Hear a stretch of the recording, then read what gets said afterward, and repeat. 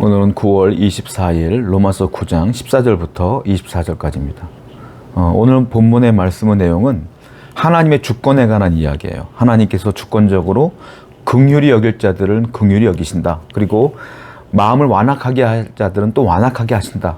다 하나님의 주권에 있다라는 거고요. 성도라고 하면 하나님의 주권을 인정해야 되고 믿음으로 항상 반응해야 된다는 얘기를 바울은 얘기하고 있어요. 14절부터 16절까지를 보게 되면 하나님께서 긍휼을 받을 자에게 하나님 보실 때 긍휼을 받을 자라고 생각하면 긍휼을 베푸신다는 거예요. 또 17절과 18절을 보면 오히려 마음을 완악하게 어떤 사람에게 완악함을 주므로 하나님의 능력을 또 돋보이게 할 때도 있다는 거예요. 그것도 하나님 마음이라는 것이죠. 자, 19절부터 24절을 보게 되면 그러므로 하나님께 준비된 그릇이 되어서 영광을 돌리는 것이 우리 성도의 삶이다 라고 얘기를 하고 있어요. 성경을 볼게요. 14절입니다. 그런즉 우리가 무슨 말하리요? 하나님께 불의가 있느냐? 그럴 수 없느니라. 모세에게 이르시되 내가 긍휼히 여길 자를 긍휼히 여기고 불쌍히 여길 자를 불쌍히 여기리라 하셨으니 그런즉 원하는 자로 말미암도 아니요 다른 박질하는 자로 말미암도 아니요 오직 긍휼히 여기시는 하나님으로 말미암음이니라. 모세에게 하나님께서 말해요. 야, 내가 긍휼히 여길 자를 긍휼히 여기고 내가 불쌍히 여길 자를 불쌍히 여기는 거야. 이 말은 무슨 말이겠어요? 내 마음이야 이 말이에요. 또 말하죠. 야, 원하는 자로 말미암아 또 원한다고 해서 내가 긍휼히 여기는 것도 아니야.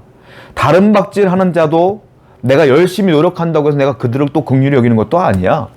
그냥 내가 긍휼히 여기고 싶으면 긍휼히 여기는 거지 라고 말하는 거예요. 그런데 중요한 게 있어요. 14절을 보니까 그런즉 우리가 무슨 말하리요? 이 말이에요. 하나님께 불의가 있느냐? 그럴 수 없느니라. 하나님이 그렇게 선택해도 우리는 할 말이 없다. 하나님이 불의하냐? 아니다. 하나님은 무조건 선하시다. 하나님은 선하시고 선한 분이신데 하나님이 그렇게 한다는 건 다 뜻이 있는 것이다. 라고 어떻게 하라? 믿음으로 반응하라. 근데 많은 사람들은 인생을 살 때 쉽게 이해할 수 없는 부분들이 있는 거예요.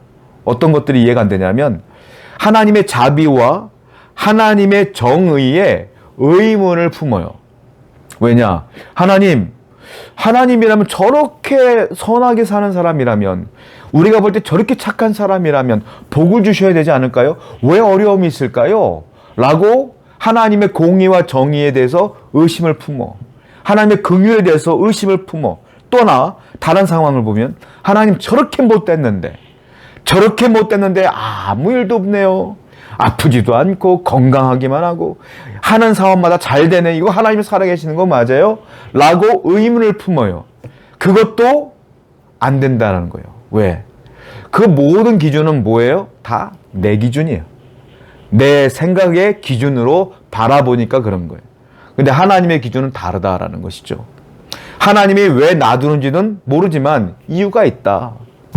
왜? 바울이 말하는 게 뭐예요? 하나님이 불의하냐? 그렇지 않다. 그럴 수 없다. 하나님은 선하시다. 그러면 선하신 하나님께서 알아서 하시는 거야 라고 받아들인 거예요. 믿음은 뭐예요? 그러므로 그 모든 것들을 내가 믿음으로 반응하는 거예요. 사람들은 나도 모르는 사이에 어떤 생각을 하냐면 구원의 조건을 찾아요. 내가 저 사람보다는 그래도 이 부분이 낫지. 아니 저렇게 못된 사람보다는 내가 낫지.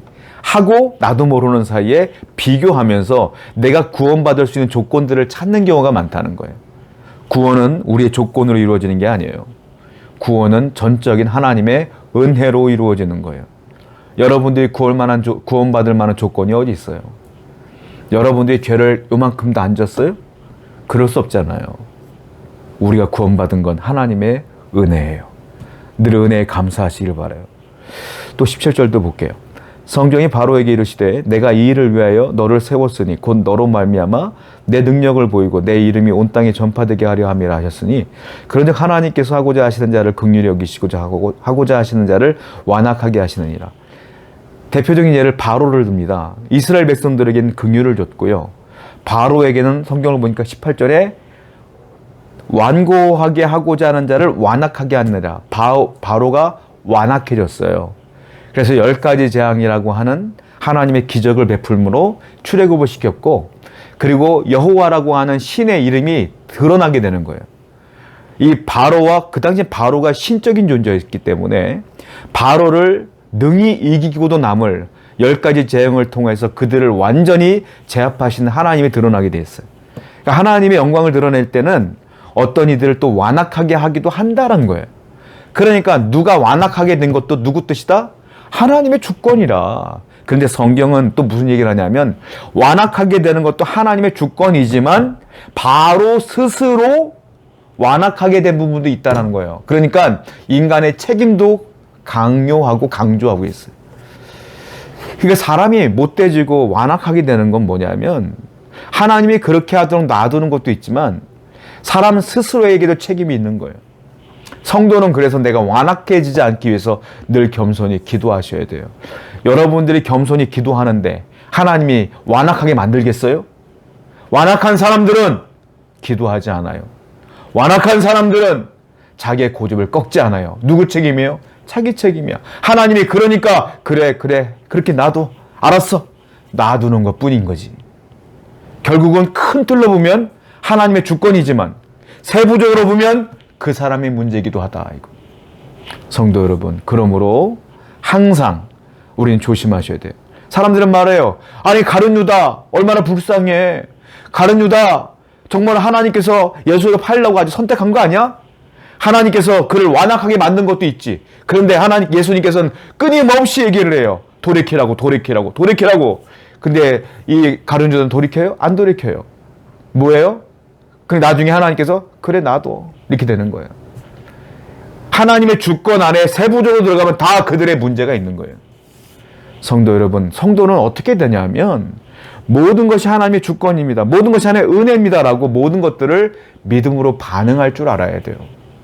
그래서 항상 겸손히 항상 하나님의 은혜 가운데 머물러야 된다라는 거예요.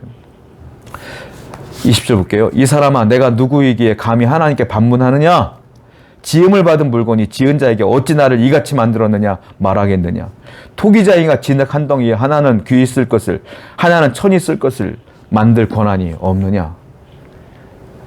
사람들에게 말하는 거예요. 너희들이 어찌하여 하나님께 왜 이렇게 했습니까? 라고 반문하고 원망할 수 있느냐?